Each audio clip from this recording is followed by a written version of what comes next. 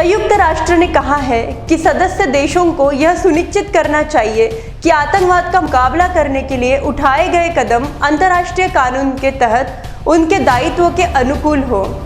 संयुक्त राष्ट्र ने साथ ही कहा कि इस वैश्विक निकाय को अल कायदा सरगना अयमान अल जवाहिरी के ठिकाने के बारे में कोई जानकारी नहीं थी।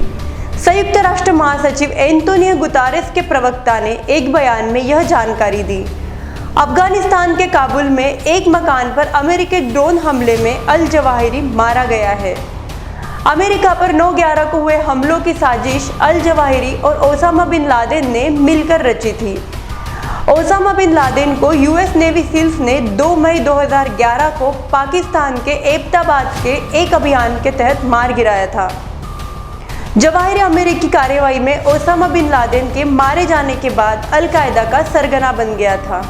अमेरिका के राष्ट्रपति जो बाइडेन ने सोमवार को बताया कि केंद्रीय खुफिया एजेंसी CIA द्वारा काबुल में शनिवार शाम किए गए ड्रोन हमले में जवाहिरी मारा गया। जवाहिरी काबुल स्थित एक मकान में अपने परिवार के साथ छिपा था। संयुक्त राष्ट्र के महासचिव एंटोनियो गुतेरेस के प्रवक्ता स्टीफन दुजारिक ने एक सवाल के जवाब में कहा, नहीं, बिल्कुल भी नहीं, हमें जवाहिरी के ठिकाने के बारे में कोई जानकारी नहीं थी।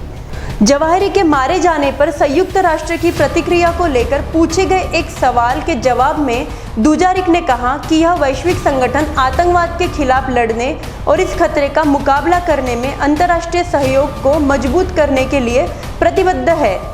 उन्होंने कहा, सदस्य देशों को यह सुनिश्चित करना चाहिए कि आतंकवाद का मुकाबला करने के लिए उठाया गया कोई भी कदम अंतर्राष्ट्रीय कानून के तहत उनके दायित्वों के अनुकूल हो। दुजारिक ने कहा कि संयुक्त राष्ट्र 2020 के दोहा समझौते का पक्षकार नहीं है।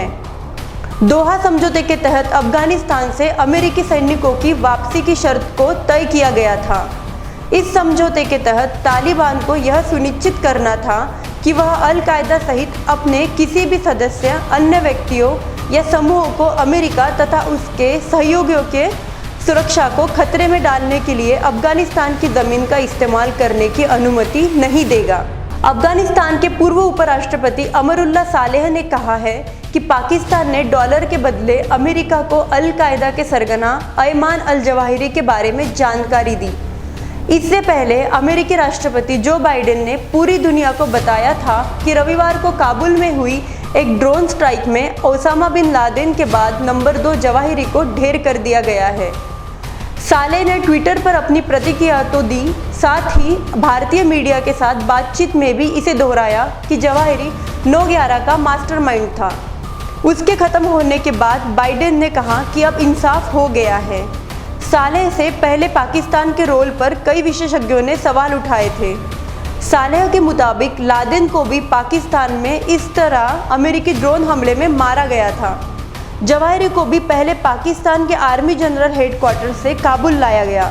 उन्होंने कहा, अगर शम्मी एयरबस के लिए कोई कीमत दी गई थी तो फिर उसे जिसने मारा है उसे सलाम है। उसके बाद उन्होंने कहा कि आपको कड़ियों को जोड़ने की ज़रूरत है। सालेह ने कहा कि क्या पाकिस्तान ने जवाहिरी को IMF कर्ज की कीमत के बदले अमेरिका को सौंप दिया। सालेह ने आशंका जताई कि इस्लामाबाद ने अच्छी खासी डील की है और उसे इसके बदले कई अरबों डॉलर मिले हैं।